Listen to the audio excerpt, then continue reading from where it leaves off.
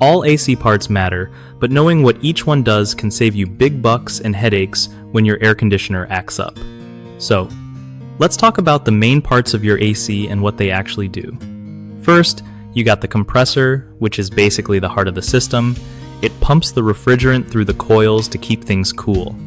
Then, there's the condenser coil outside your house, where the hot air from inside gets pushed out. Inside, you have the evaporator coil that absorbs heat from your home's air to cool it down. The blower fan is what moves that cooled air through your ducts and into your rooms. Don't forget the thermostat that controls when the AC turns on or off to keep your space comfy.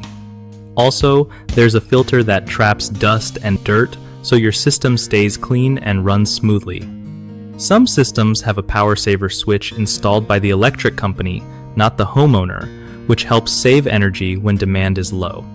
And finally, the drain pan and line get rid of the moisture your AC pulls from the air to avoid leaks and damage.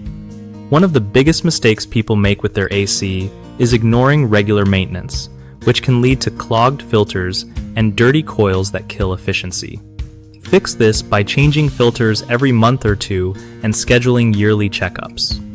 Another common issue is not understanding how the thermostat works or having it set wrong, which wastes energy. A simple fix is to program it properly or upgrade to a smart thermostat.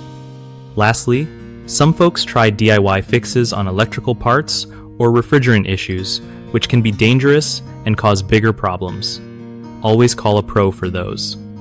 BigHomeProjects.com is awesome if you want to find trusted local contractors who really know their stuff when it comes to AC repairs or installations. It also helps contractors get reliable leads from homeowners who need help with their big home projects.